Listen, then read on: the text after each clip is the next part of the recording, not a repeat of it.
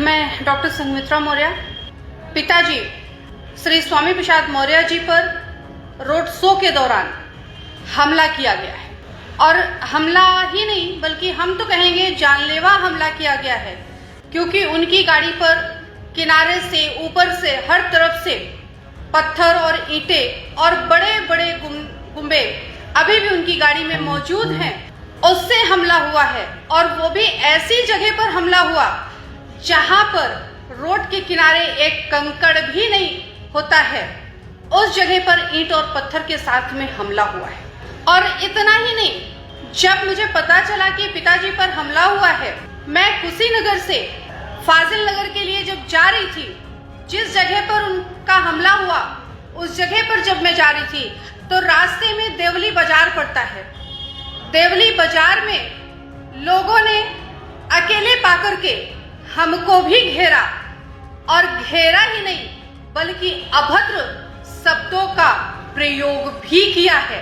मैं लाइव आने की वजह सिर्फ इतनी है कि आज जो पिताजी पर हमला हुआ है वो हमला किसी प्रत्याशी पर, किसी व्यक्तिगत रूप से नहीं, किसी पार्टी पर नहीं, बल्कि वो हमला लोकतंत्र पर हुआ है।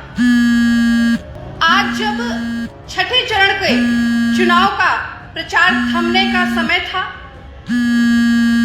पूर्व प्रस्तावित कार्यक्रम में पिताजी का रोड शो था और रोड शो के दौरान उनकी गाड़ी पर हमला करना, और वो भी एक दो गाड़ियां नहीं, जिनको ये लग रहा हो कि पिताजी का हमला सिर्फ दिखावा है, उनको तो मैं ये भी कहूंगी कि फाजिल नगर के गोडरिया चौराहे पर, गोडरिया मार्केट में आकर के देख लीजिए किस तरह से 100 की 100 गाड़ियां डैमेज की गई हैं, किस तरह से वहां पर पिताजी के चालक के पत्थर लगा और उसका आधा कान कट गया है, किस तरह से लोगों के पैर टूटे हैं, किस तरह से लोगों के सर फटे हैं। और इतना ही नहीं बल्कि कुछ लोगों ने तो 5000 नंबर देख करके लोगों को बाहर निकाल करके भी इस तरह मारा है कि उनके हाथ में और उनके सीने पर, उनकी पीठ पे डंडों के निशान भी दिखाई दे रहे हैं। मैं भारतीय जनता पार्टी की कार्यकर्ता हूँ, मैं भारतीय जनता पार्टी से सांसद भी हूँ, और आज फाजिल नगर में भारतीय जनता पार्टी का पट्टा लगा करके भारतीय जनता पार्टी के प्रत्याशी की गाड़ी वहां पर खड़ी, भारतीय जनता पार्टी के प्रत्याशी के द्वारा जो भारतीय जनता पार्टी को बदनाम करने का कार्य किया गया, मैं उसका घोर निंदा करती हूँ। और सिर्फ प्रत्याशी पर हमला नहीं बल्कि वो भारतीय जनता पार्टी जहां पर बहन बेटी बहू सुरक्षित होती है, अपने आप को सुरक्षित महसूस करती है, उसी पार्टी की सांसद के साथ भी भारतीय जनता पार्टी के कार्यकर्ताओं ने अभद्रता दिखा करके ये दिखाने का प्रयास किया कि पार्टी का शीर्ष नेतृत्व की हम नहीं सुनने वाले हैं।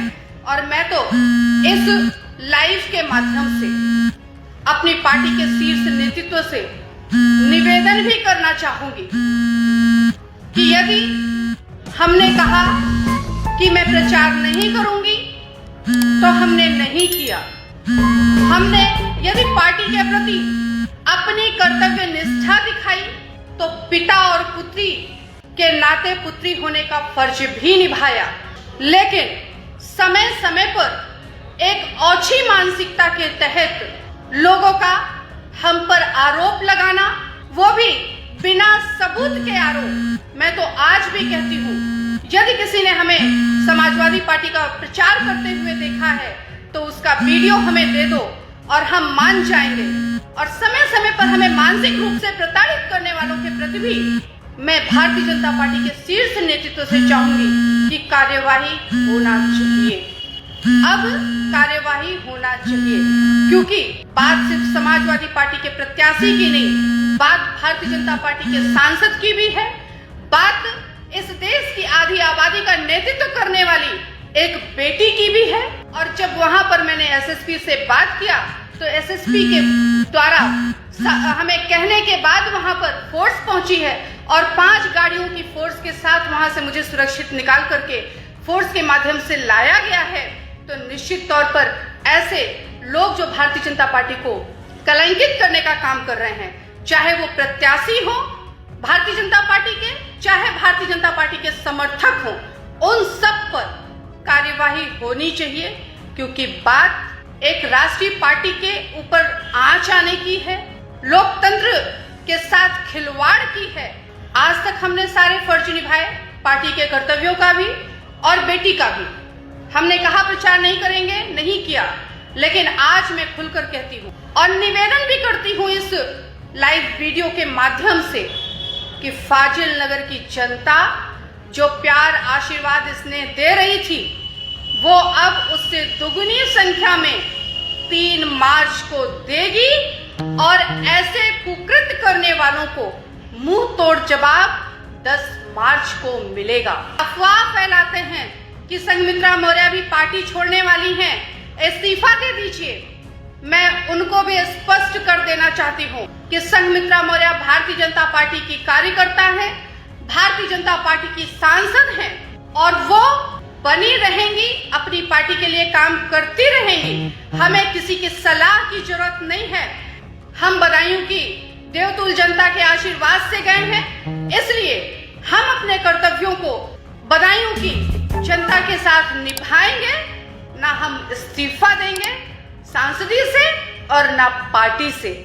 मैं एक बार फिर कहूंगी कि ये खून मौर्य वंशी है, सम्राट अशोक का खून है और इस शरीर में स्वामी प्रसाद मौर्य जी का खून दौड़ रहा है।